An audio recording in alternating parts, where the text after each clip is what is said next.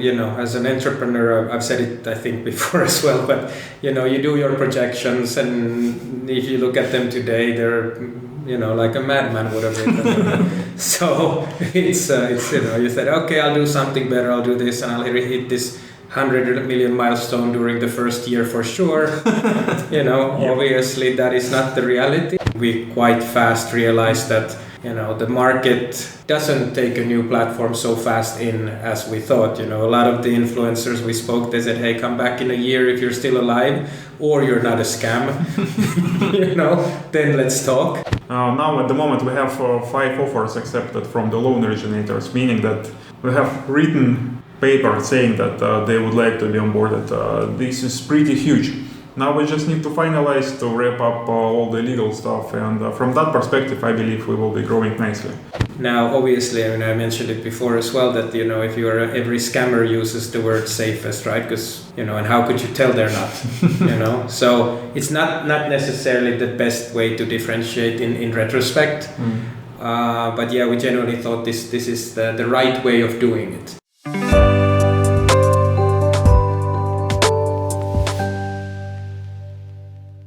Welcome back to episode number 8 of the Income Insights podcast. I'm your host Denny Neithard, and alongside me, 2 of the key figures from Income Marketplace. We got on one side a regular, Kimmo, founder of Income Marketplace, and debut on the show, Lavrenti Tsudakov, CEO since 2023.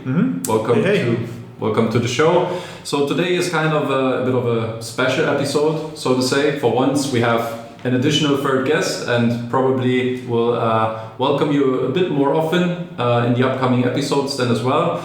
But also the first time we record on site live in the same room. So a couple of nice debuts for today's episode, and there's also a special topic for today's episode, which is the celebration of Income funding and facilitating more than 100 million euros of loans through the platform. So there was a small celebration that we had here today, and we just want to use this opportunity to reflect on the recent path that Income has been through. We want to hear from Kimmo about the origin story a bit, what happened back in the day, setting up the company, and then kind of navigating through the challenges that the company faced throughout the last years, lessons learned, and then obviously also having an outlook on what's about to happen next on Income.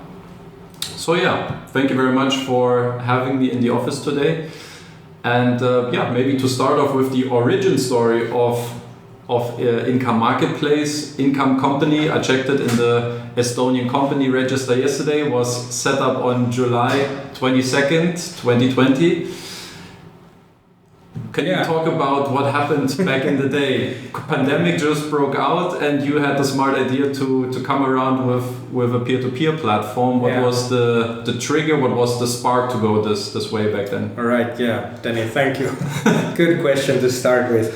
I think like around summer 2020 started thinking, how could we do something better? The main catalyst was probably the catastrophic performance of other larger platforms. So really I needed to do a lot of work as an investor there to get my investments back. A lot of things didn't go the way I expected them to go, and I was a little bit annoyed by it. Kind of there thought, okay, my background in lending and background in raising funding, that perhaps there's a better way of doing this. And then started bouncing the idea with some investors, started bouncing the idea with the CTO and others, and then generally we thought, okay, this probably has legs. It's a good idea to try and do something better. Doesn't matter that we're not the first, although first mover advantage sometimes is good, but at least we could try to learn from the mistakes of the others, and then that's where it got. And very fast after the idea, we actually started concepting speccing the platform, talking with legal, what could be done, and so forth.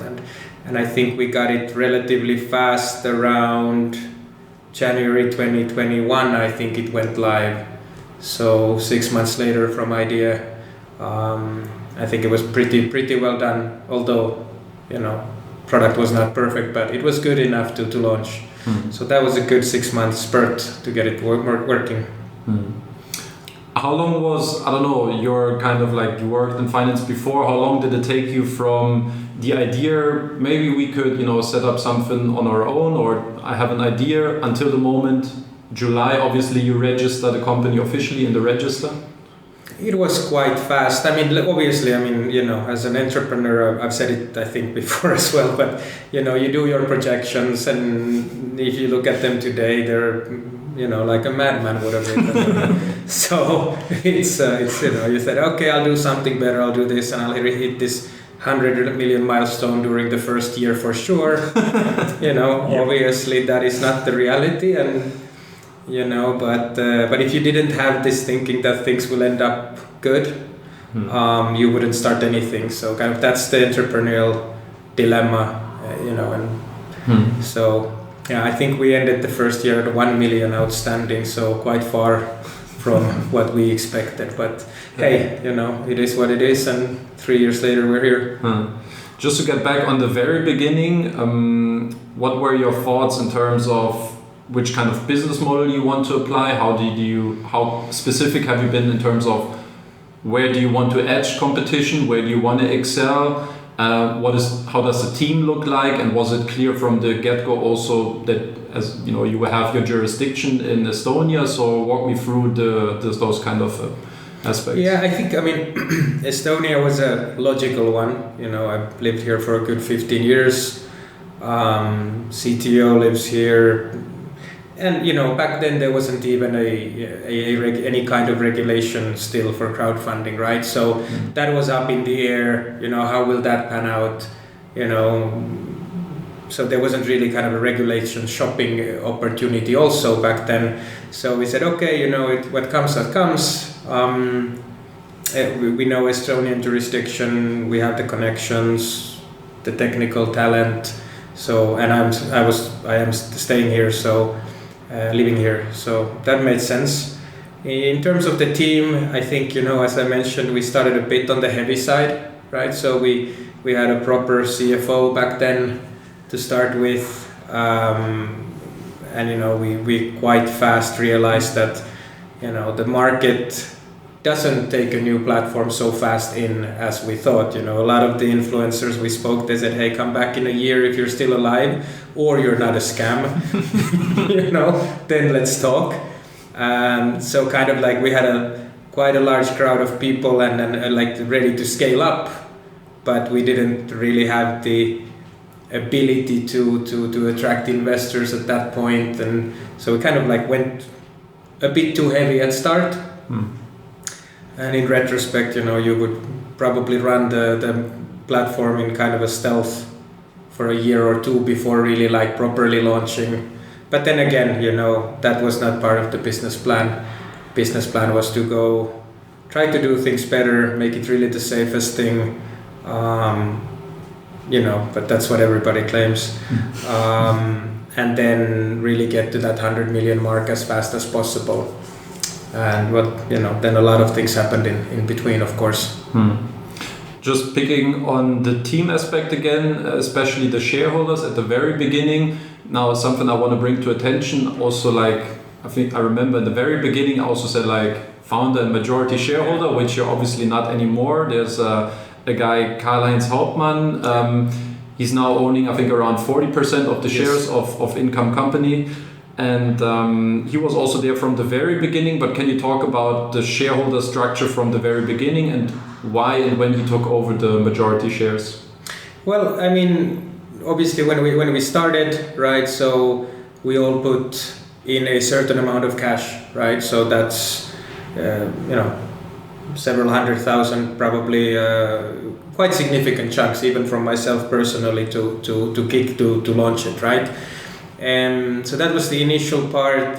Back then we had Tolerant Group, right? If people who remember, we raised at the end of 22, I think, or was it the start of 22?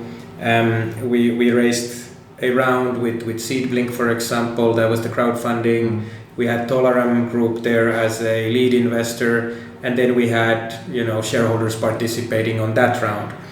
And then essentially we ended up into a market situation where all the VC funding for fintechs pretty much dried up, right? So you could see Klarna, the big buy now pay later, they were worth 30 billion, and then they were planning a round at 60 billion, and then suddenly they were worth any more 6 billion, right? So you ended up into a 222, obviously war breaking out, all of these things, and drying up of liquidity, interest rates going up, and really a tough time for fintechs or overall startups to raise.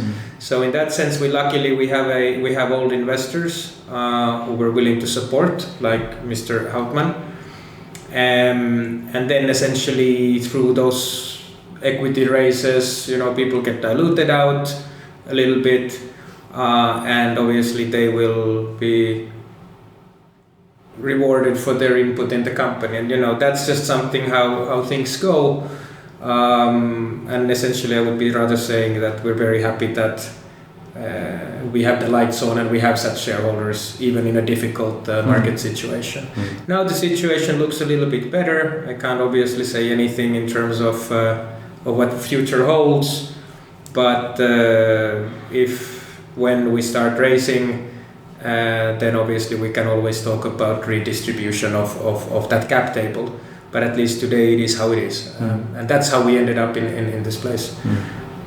Mr. Hauptmann, just one last follow-up and then we bring you in, Lavrenti. Mr. Hauptmann, he was obviously right there from the very beginning, from the get-go. What was the connection? How did you know him? Well, I know him from way back from the lending times, right? So he's never been an investor before. But obviously, when I was launching collecting the funds, how to start this, I reached out to my network, be it now, Tolaram people, would it be Hauptmann, and just, said, hey, I'm putting this much money in. Would you be willing to join? This is the business plan. This is how we're gonna do. It wasn't really like like coming from some sort of a seed or startup incubator. It was rather, hey, I'll connect with friends and family and people I know and see if I can put together the first, roughly 1 million, and then and then that's how they said, okay, they invest in startups, and they said, hey, that sounds like an interesting plan, might have legs, let's go in, and since then they've been supporting us, and that's great. You mentioned the operational start was January 21. I think so, yeah. And then around half a year later, we have the young man next to our side joining the company in June 21, according to the LinkedIn profile. Lavrenti, what is your background, just very short, and what made you also then join Income back in the day when it was still, let's say, in its very much early startup phase? Sure. Hey. Okay, the background actually itself, I'm a purely technical guy. I started my career as a developer, pretty classical one. But started after that to move towards more managing the projects, or being a bridge between business and IT. And actually that's one of the reasons why I'm here. Worked at Tasty Energia, the largest Estonian energy production company. Then was working at Omniva. Always were part of the something between IT and business. We had also a startup, and at some point in time we decided to sell all the assets, close the sales, and I started to think, okay, what's interesting around? And surprisingly, before I had some meetings with Kimmo, I heard something. I will be pretty open here. I didn't know about lending pretty nothing. Met a couple of times, started to discuss. Kimmo was saying quite a lot of interesting things, and I was like, damn it, I don't understand that much as I would like to. But sounds interesting, and it was a good match after all. Because guys say that, okay, we have a platform, but this is mainly MVP stage. We have an app which is not rolled out. Could you please help with that to finalize the scope, to make sure that all the developments are done? Plus, we had pretty large IT team which was living a little bit isolated way. And they need somebody who is going around in the office, asking questions, understanding what and how should be done. And I was the one actually who was running between IT guys and the business, making sure that everything is developed in the best way. It went pretty well. I don't remember. Couple of months after joining, we rolled out the mobile app. We have done the redesign of the platform, so probably you haven't seen the initial design, let's call it like that. It was interesting. So started again a bit as a technical guy, but started to move as a MEC further. Yeah, good point to mention, like when you started off, your position was being more the product manager before you then later on transitioned to the CEO position. Have you been familiar with, you said like you haven't been that familiar with the entire environment that Income was operating in. Did you know any platforms before? What was your experience level so far before entering in this field? Sure. I wasn't that heavy investor as Kimmo, but my first trials were pretty large platforms like Mintos or Peerberry, so more or less I knew how it works, but purely from the investor's perspective. So I was never understanding like what's the full cycle and the overall setup. But it looked really interesting. So yeah, for me that's logical. Startup phase is always considered to be pretty wild, small team, could be anarchy-like. From your previous experiences then, and let's say your outside expectations coming into Income, how did it reveal then the first couple of years working inside the company? Did it match your previous expectations? What was better or worse? Sure. I came again from the startup, and while leaving that I said to myself like never ever will go to another startup. I ended here. Actually I was surprised that guys had a really solid foundation. I mean, before I was working quite a lot with the data as a sample. And of course, quite a lot of startups are pretty ignoring that topic. They are building the system, they are building some core processes, but they are thinking about the data collection, reporting on the later stages. And here I would like to say that quite a lot of things were nicely thought through. They already were collecting the data, legally everything was pretty nicely prepared. So technical side, probably that was good decision to go with the rough MVP, the smaller one, but the rest was, as Kimmo said, a little bit probably too heavy, and that was a good surprise because I was expecting more chaos here, as I used to see in the previous startups. All right. Yeah, something I want to discuss that ties in a little bit to the initial question about the business model. Something I'm always keep on smiling when I'm logging onto the Income Marketplace platform is on the front page the claim safest platform for investing in loans, which made me wonder. I obviously understand entering in a competitive market at the time. You need to distinguish yourself. You need to have some sort of USP other than just like high interest rates, high liquidity, whatsoever. So what made you come out? Obviously, you had like your security mechanisms, the junior share, the cash flow buffer put to the front and say like, this is how we excel in the market. This is how we differ, which, fair enough. But how do you, in hindsight, look at this safest platform for investing in loans? Do you feel like this was a necessary evil and you need to push something through marketing to have this visibility in the first place? Or did you, let's say, genuinely believe like this is our identity, our core, being the safest of all platforms, despite, if we put, let's say, some other context to it in terms of profitability, track record, regulation, all the things that Income was missing? So what made you the safest? Was it really just like this concept you truly believed in? Yeah, I think I'll take this one probably. It's on my shoulders. Yeah, so exactly. I mean, we really thought that we would be the safest. We would have that. I mean, that it really goes into this thinking of how we do the due diligence. trying to vet those LOs, trying to figure out what's the quality of the loan books and so forth, setting the junior share in the right place, so forth. So really, even if it sounds a bit corny, that was really the generalitas, and in the lack of any better word, we ended up with this. Now, obviously, I mentioned it before as well, that if every scammer uses the word safest, right? Because and how could you tell they're not? So it's not necessarily the best way to differentiate in retrospect. But yeah, we generally thought this is the right way of doing it. Now, obviously, it has a lot of other aspects, as you said, but I still think that it is the right way of doing due diligence is the way we're doing it. The right way of assessing the assets is, as it's been always done by institutions, is the way we're doing it. And that's where I think it comes. Now, that being said, we had just 2 weeks ago, we had a discussion over the same thing. Steffi from our marketing, she was saying, like, listen, that this is not necessarily the most descriptive. And we had a workshop with Lavrenti and her and the team on, like, where do we want to take it? We haven't finalized anything yet, but I'm pretty certain that the safest is being replaced by something more descriptive in the, let's call it, near future. But I'm still not saying it's not a bad word. So yeah. So. But the messaging is shifting here to more simple and more descriptive, just to give an idea why we are better. Yeah. All right. If we jump ahead a little bit to November 2020. We have the first defaulted lender with ClickCash. It was around 500,000 back then.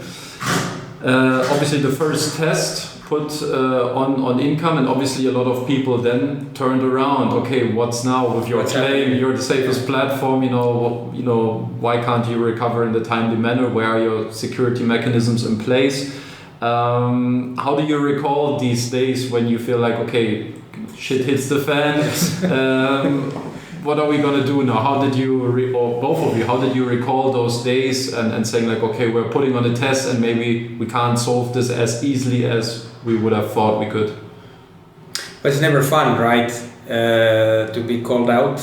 Never fun to be in that kind of a place. And with that specific one, we were still juggling.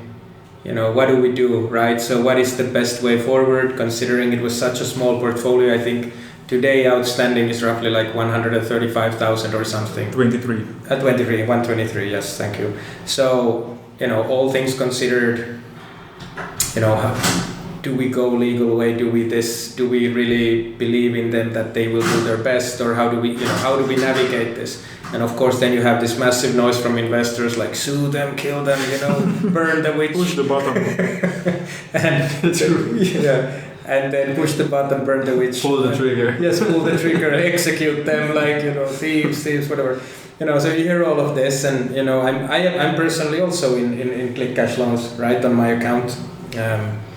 Trying to navigate that, I just recall it. It's not fun, So I can only imagine how it is with with the bigger platforms that have much more significant. I mean, it's not fun to be there. It's always fun when things are growing and going your way. Yeah. But this way you're responsible for your investors' money. You're trying to do the right thing, and there's a lot of noise. And then you just try to you just navigate. I guess that describes it. It's a bit maybe chaotic, but what we decided back then was to try to just communicate, try to do the right thing, and see where the chips fall. In this specific case, it's good to mention, like those who haven't followed it, right, was that the main consideration was that if it's 123,000 today, if we start legal action, how much will it cost in Brazil? Because this was such a small book, right? So it can't really absorb any legal costs. You go to Brazil, they say, 20,000 to collect. Okay, that's 20,000 less for the investors. And I think we found a good solution there, regardless, trying to be responsible and so forth. Mm. Same year then, 2023, also some, let's say, repayment delays from Vivos and Juancho Te Presta. Lessons learned from those cases? Well, yeah, I mean, I think Vivus was around 2 million outstanding when they started scaling down, when they first had their issues. These were mainly related to money transfers rather, or their own processes. So there were delays in transferring the funds. As of today, paid fully back, right? All with interest. So what we maybe learn from that is to make sure that also educate a little bit the LOs that they need to have an alternative ways of doing that. It can't be based on one system, for example. And what comes to Juancho, very small book, I guess, and had several discussions with the founder. I still think he's a decent stand-up guy. Yes, they had some delays, but they eventually paid up everything. So maybe I'll wrap up with the thought in those two, and also ClickCash is that today we have 100 million not outstanding, but cumulatively funded. If we now have 123,000 in recovery, it's not a very bad ratio. What it perhaps highlights is also that nothing is risk-free, but we're of course in process of also recovering that 123. So hopefully even that will go to zero. Then we can keep a clean track record in terms of investor funds. But not a bad. I'm not. Considering how much money has gone through the platform, I'm actually quite happy with the situation. And in regards of Juancho and Vivos, actually, as Kimmo mentioned, the only problem was like transfers, but not companies themselves. Portfolio was good, performance was good, so we decided, okay, until they speak to us, until they're responsive, until they try to get out of the situation, pulling a trigger cannot be an option. Again, it will kill quite a lot of money, of the investors' money. Why to do so? Yeah, that's a good point. Exactly. So in retrospect, it's always easy. You can say, well, I should have, I could have, I would have done this way. But when you're in that situation, I remember we had with Vivos also the discussions that why don't you just kill them? Essentially pull the trigger, take it over. And they were very responsive. They tried to find a solution and we navigated it. And in the end, everybody got paid everything, including interest. So now if we think we would have said, okay, we're going to take you down, we would probably still be in recovery with at least half of that amount somewhere getting collected in Mexico. So this is the kind of the balancing act. This is the balancing act, or the where you have to think like, okay, what brings the best solution, in my opinion, today to the investors, even if not every, or I would maybe rephrase, in the teams, who know the business, who know the relationship, what brings the best result to the investors. And maybe put that noise aside a little bit from Telegram and say, yes, we appreciate your input, we listen to you, but eventually we know better the situation and we're trying to do the best. And probably small addition to all that. One of the lessons actually was filtering out rules to the upcoming loan originators. Now we are more strict, now we are not dealing with some type of the loan originators and we require larger books. Because then it's like meaningful to pull the trigger, let's call it like that. Yeah, obviously, like looking at the whole picture, I believe the, let's say, more softer approach to recovery has paid out. If we look at the whole picture, at the same time, also having some empathy for investors, understanding, hey, look, there were certain terms, we were looking at certain liquidity also for our funds, that, seeing like everything has been recovered and restored, perfect, but in the meantime, you never know how certain investors calculate with their cash flow, and then maybe expected to have a better accessibility to their funds as well. So surely, yeah. I mean, that's a valid point that when you have these large delays, maybe somebody has thought that okay, my liquidity is coming back, but it's kind of like that's kind of the risk you have. Obviously, always that something goes. I would be not very happy if those monies would be still in recovery, or if they would be, we would have needed to do a haircut there. So you're right. I mean, and you can't always please. Obviously, you always wish, and we do have empathy. We listen to them, but if there's only so much you can do to pressure them when the LOs, when they say we are trying to do our best and they are responsive, they are, and what we saw, for example, with Vivus was they did pay in tranches, right? So I remember when I think they had 1 million outstanding, and you said also that why aren't you guys like, what's coming? And I said, hey, listen, they've already paid 1 million in voluntarily. So I mean, I think that's a really good track record to say that they will pay another 1 million also, and as you know, so that's kind of that's exactly the balancing on the string of how to navigate. I still think we got the cash faster in a voluntary way than we would have through the legal way, which is worth something, yeah. Let's go a bit ahead. In the year of 2023, in October, you got promoted being the CEO. It was like, let's say, a gradual improvements in terms of your responsibilities within the company. Just quickly, can you walk me through the process? Like, has it always been like the discussion with Kimmo from the get-go? Hey, look, potentially, like you could end up in this position. Was it your aim, your target from the very beginning, or how did it evolve then throughout the years with income? I will probably start with from the end of your question. Actually, for me, it was a bit surprise, and it was a little bit fun meeting for me because I prepared some presentation, some slides, and shareholders collected all there. I was ready actually to say how it is going, how recoveries are going, and all this stuff. And guys are like, don't show the presentation because we have another topic for you. And that was the proposal. From the gradual perspective, actually, I became operational manager. In some point in time, I saw that there are a lot of processes. We have to realign some stuff. We have to be more fast in some particular things, especially loan originator onboarding originators. It was pretty natural, I would say, because I started to pick more everyday topics, and I liked it a lot. And becoming a CEO just gave me all the tools for that. Now I feel that we are pretty able to manage in a way to grow. That was one of the essence things, because staying in the same place will not lead us anywhere. We need to be growing. And Kimmo is a great strategic mind here. We supplement each other pretty nicely. Yeah, I think it's exactly. I mean, from my end, it's sort of from the shareholder side. I said, hey, I think Lavrenti would do a good job.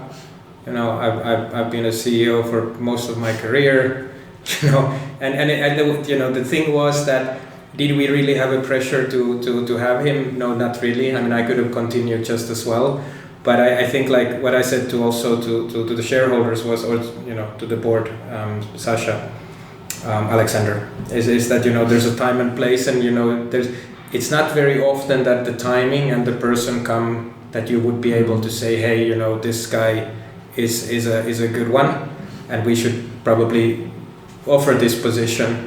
And if we do it a year from now, then maybe he's no longer interested. Maybe he is interested, or maybe he's not. Maybe he has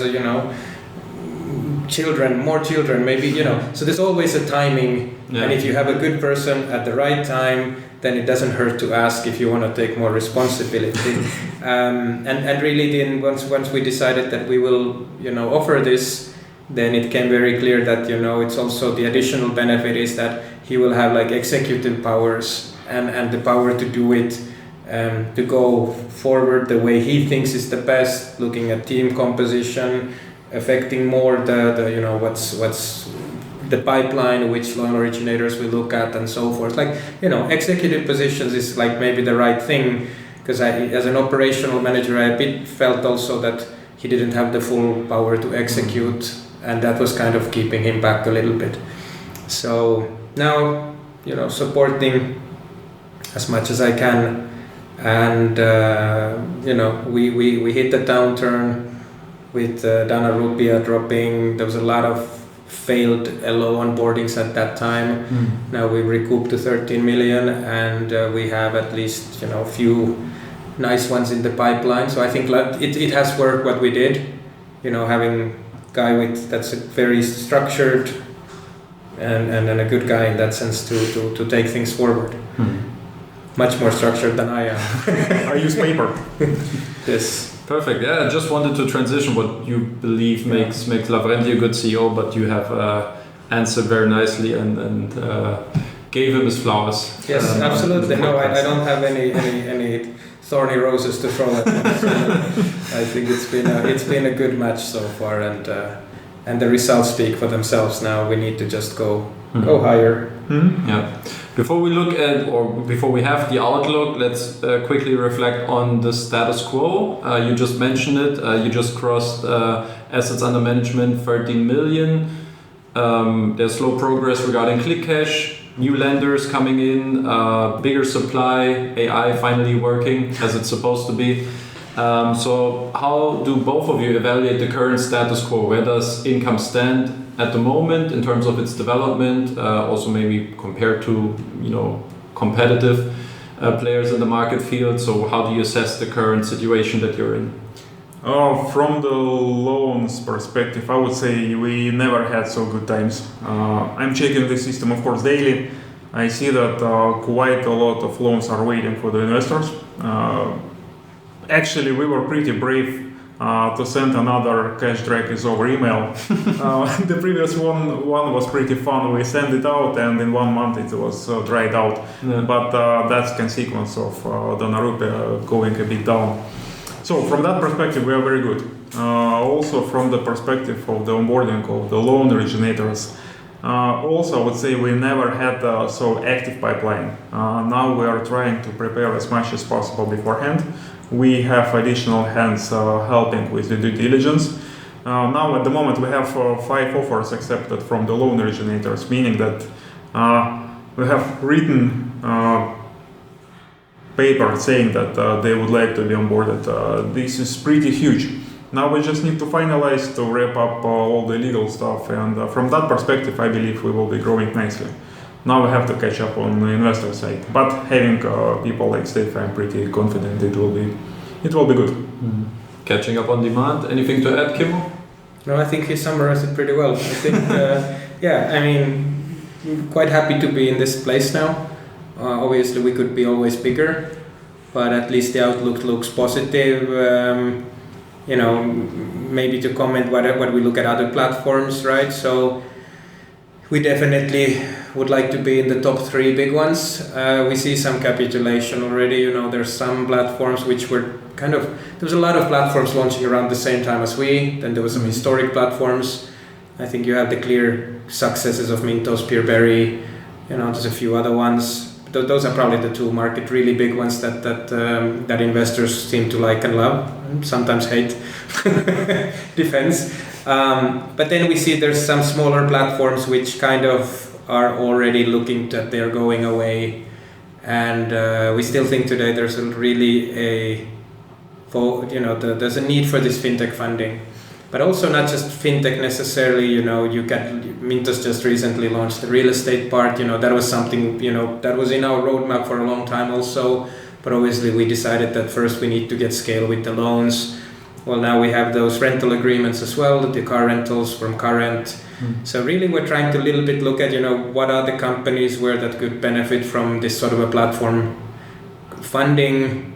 And as long as they have cash flow, as long as we can do the due deal similarly as a loan book, then that would work. So I think, shortly put, some platforms are disappearing, big ones are definitely growing, and maybe the selection of products is also widening. So maybe that's a short summary of what we see, how we perceive the market. Obviously we can transition now to the outlook and look into the future, or try to project the future a bit. But before we get there, just one quick question. You said already, in hindsight, always easy to assess certain situations, how you could have acted differently. I think it's with the track record now in the past 3-4 years, what would you consider to be, let's say, the biggest lessons learned you have on working inside that business? Could be something operational, strategically. What do you think have been maybe mistakes you've made? What are the lessons you've learned along the way from both of your sides? Would be interesting to hear. Well, if I'll start from very early on, as I mentioned, we started too heavy, right? So I think the idea of, and this may be not really per se a crowdfunding advice or but any startup, probably the MVP should have been even lighter, the team even lighter, and see how what is the traction. we were looking at, okay, do we buy a package of AML package for 30,000 investors on the first year? And I said, listen, no way. But well, let's go buy units. Like when they come, we pay for this KYC. And if we would have bought that 30,000 package, we would have paid so much more. So again, it probably won't fly as fast as you think. So I think that would have been easily something to kind of go in stealth mode for at least a year, and then improve it, build rapport with the influencers, build rapport with investors. I think that was the biggest thing, and it caused a bit of too much of a cash burn. So maybe that's something, general venture kind of a thing. Whatever you do, figure it out easier and cheaper than what maybe is necessary. What else? Well, from my perspective, as you touched that operationally, I would say that we had to be really strict much earlier. I mean, how we select, how we pick. And from another side, I see that the last year we started to talk to the existing loan originators really often. We have quarterly sync calls just to understand how they feel, how it is going, if there are any expectations. And actually, the most interesting part is when we started to do that, you can see that even from the statistics page, it started to grow more sharper because they had ideas, they had new products, and they never came to us saying that we have some new thing. Now it's fixed, and I feel that we had to start that much earlier as well, just to be like a real partner, talking much more often to them, because we exchange a lot of operational information like listing, buybacks, all this stuff, but not the strategical ones. Now it's done, and I see it's like something really worth doing. Yeah, that's an interesting one, correct. I mean, I think, yeah, exactly. We onboarded, we kind of thought that, okay, this is all they have, and we were happy with what they were delivering. And, you would kind of expect that they would have come to us and say, hey, we have this kind of a product for listing and so forth. We really needed to dig it out a bit, and I think this is a very good improvement in the process. Also, I mean, we discussed it a bit before, but we swapped around the sales process. So now when somebody comes, we vet them like a light vetting, and then we say, okay, we can give you this offer, this is an indicative offer, and it has a certain cost coverage baked into it. So, it kind of like, one thing is the cost coverage, which in the big picture is not much, but it shows commitment. So in the first early days, we really connected. I think we had like over 100 LOs in the pipeline in Pipedrive, and we were like connecting. Everybody's, yeah, that's interesting. And we did a lot of empty work, because they would then just say, okay, we actually found funding from somewhere else. We decided to not take funding, whatever. So that was maybe a big learning there. So I think today that process is better. And I guess that's how it is. Yeah. All right. Yeah, restructuring the sales process can always help, obviously. Then let's just have a brief outlook. What's next for income? Maybe we can split it. We can have maybe more the strategic outlook from Kimmo, and the operational one from Lavrenti. So it's maybe something like jurisdiction, regulation, a topic on the strategic side. What do you see as the target for the years to come? Well, I mean, as regulation is always a good topic. We've discussed it with our lawyers as well, TGS, great firm. Basically, at the moment, we're still there that in Estonia you don't have a regulation or regulatory framework for us. You do have for crowdfunding and equity crowdfunding. So in that sense, Estate Guru, for example, is regulated. Funderbeam is regulated, equity and real estate. For us, there's really no such niche. What it said is that that needs to first pass into local legislation, and then after that we can apply. We are looking at other things as well, how to get to that regulatory an umbrella or it being regulated, just for the sake of investors and everyone, that at least we would have some stamp of approval, because we see that it's a question mark sometimes. And we've lightly looked at other jurisdictions. We've also looked at some other regulatory or license options in Estonia, but we haven't set on anything. That's kind of still on the lawyer's desk. But I think getting some sort of a regulation, license, umbrella is definitely on a strategic level something we want to look. I can't give you a date, but that's something we are looking at. And then I guess the rest very interesting part is actually operational. So I think Lavrenti can tell what the target is and what he thinks is doable. Sure. From the operational perspective, first of all, of course, we would like to introduce new products like NPLs, credit lines. I mean the proper listing of the credit lines, not in the form of a classical loan. Then the second thing, of course, we are aiming to grow. 100 million is just the beginning. From that perspective, it requires a larger team, and here we should be pretty careful. Like with the onboarding, okay, that's more or less we can slow it down if we would like to. But support, if we fail there, we cannot like take something from the pocket. That's one thing.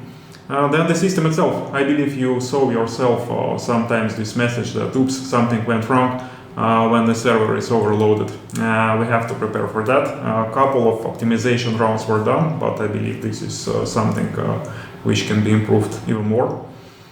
And of course, I would like to see the pipeline really a massive one. Not meaning that we are taking all the loan originators, but I would like to see it like 3-4 times more to be sure that we have like steady new loan originator coming to the platform, and investors will also see that, because we, as you mentioned, we received like thousands of questions like when's next, why you are not onboarding anyone. So that will be for sure the focus. Maybe something about finances. Are you eyeing at profitability? Is that something, a target that you have for, I don't know, for this year, for next year? How desperately do you need to break even? Maybe just a couple of words on the finances to wrap up. Yeah, I mean, like as I mentioned, we've been nicely supported by our existing shareholders. So as far as they've informed us and looked at it, you know, we have a road to profitability. We're slowly getting there, right? So as our we call it AUM, but you know the outstanding loan books grow, then our burn gets less. Mm-hmm. And what our projections today look at is it's roughly somewhere around 30 million outstanding. Mm-hmm. So if we're now at 13, we need to roughly double. But obviously it's not. It's a how would I say a progressive slide there where the burn actually decreases as we grow. Mm. So 30 million is the target, depending a little bit on our marketing costs, which don't necessarily scale in hand to hand with the size. We may be able to reach it a bit earlier, but that's roughly the point. How desperate we are to reach it, I would say that we obviously want to reach it ASAP, but you know there's no such kind of like a normal runway hurry. We haven't thought about it like, you know, a normal startup thinks that how long is your runway. You know, at the moment it looks like our runway is until we hit profitability. But yeah, sooner the better, obviously. Of course. All right, sounds good. Then thank you very much. So we had about 1 hour now reflecting on the recent journey that we saw and witnessed in the first 4 years of the income company OÜ history. Yes. To put the jurisdiction in an appropriate place. So yeah, thank you very much for taking me through that journey. Obviously along the way we have, you know, tackled already in the previous episodes on many certain elements along the way, but we'll continue to do so also in the upcoming episodes. Now this one's going to be the last one before the summer break, if I remember correctly. So there will be 2 months off from the Income Insights podcast, and then continuing after the summer in September, I think. Sounds good. All right, gentlemen, thank you very much for taking time and answering questions, and on to the next 100 million. Yes, thank you. Thank you.